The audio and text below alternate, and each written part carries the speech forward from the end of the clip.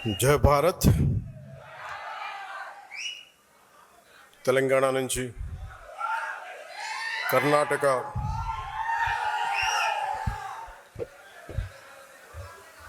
కేరళ, తమిళనాడు,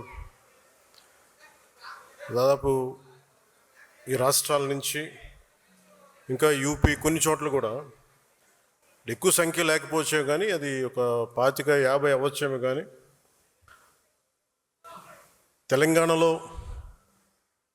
మొదలెట్టిన జనసేన ప్రస్థానం అటు కేరళ, కర్ణాటక, మహారాష్ట్ర,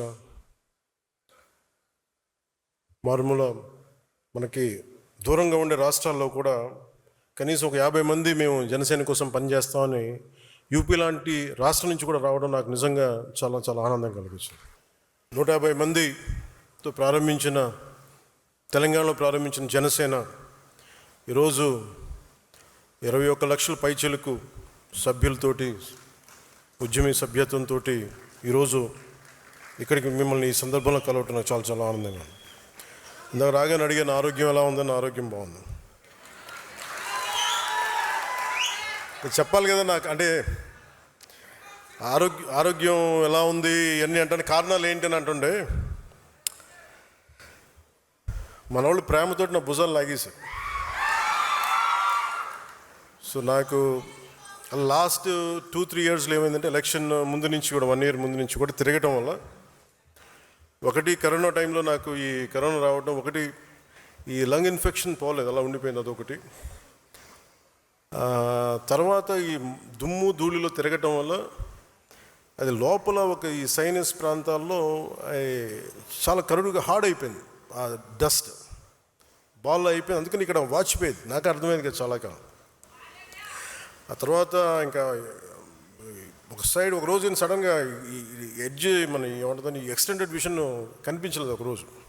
సో అందుకని అన్ని ప్రోగ్రామ్స్ మన అంజుబాబు గారి భీమవరంలో ప్రోగ్రామ్ ఉన్నా కానీ క్యాన్సిల్ చేసి హైదరాబాద్ తిరిగి రావడానికి దాదాపు 1 నెల పట్టింది రావడానికి.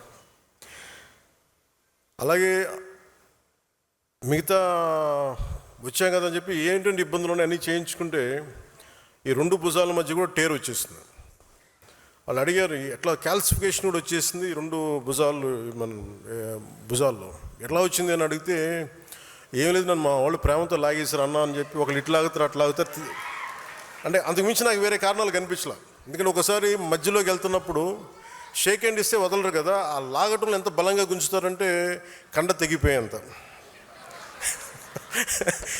కాదు, మీరు ప్రేమగా కండ తెగొట్టిన పర్లేదు, ప్రేమతో తీసుకుంటాం, ఎందుకంటే హీలింగ్ కూడా మీరే చేస్తారు కాబట్టి. సో ఫర్దర్గా అన్నీ బాగానే ఉన్నాయి. కానీ అలాగే చాలా సందర్భాల్లో కొంచెం వేరంటేరు ఉంటుంది కదా, ఇన్ని జీవితంతో బతికిన తర్వాత ఆ స్పైనల్ ఇష్యూస్ ఉన్నాయి, కంప్రెషన్స్ ఉన్నాయి, ఒక 10-11 కంప్రెషన్స్ ఉన్నాయి, డిస్కంప్రెషన్స్. కాకపోతే నాకున్న బేసిక్గా నాకు కొంచెం ఈ స్పోర్ట్ ట్రైనింగ్ ఉండటం వల్ల నాకు బాడీ తట్టుకోగలదు. అంటే ఎంత బాధ ఉంది, ఎంత పెయిన్ ఉందో నాకే తెలియదు. నా పెయిన్ టాలరెన్స్ చాలా ఎక్కువ. అంటే లోపల తెగిపోయినాగా నాకు అర్థం కాదు, ఏదో ఇబ్బందిగా ఉంది ఇలా అనుకుని వెళ్ళిపోతూ ఉంటాను. తర్వాత టోటల్గా 2.5 ఇంచెస్ ఎలా కదులుతున్నావు అంటారు డాక్టర్స్.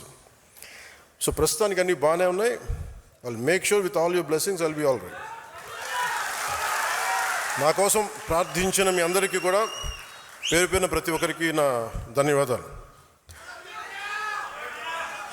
మీరు కాకపోతే ఇంకెవరిని ప్రేమిస్తాను నేను. అలాగే దీని తర్వాత అంటే కొంచెం ఒక 4 అంశాల మీద మాట్లాడుతాను. ఒకటి పార్టీ స్ట్రక్చర్ మీద. ఒక పుష్కర కాలం తర్వాత 12 సంవత్సరాలు తర్వాత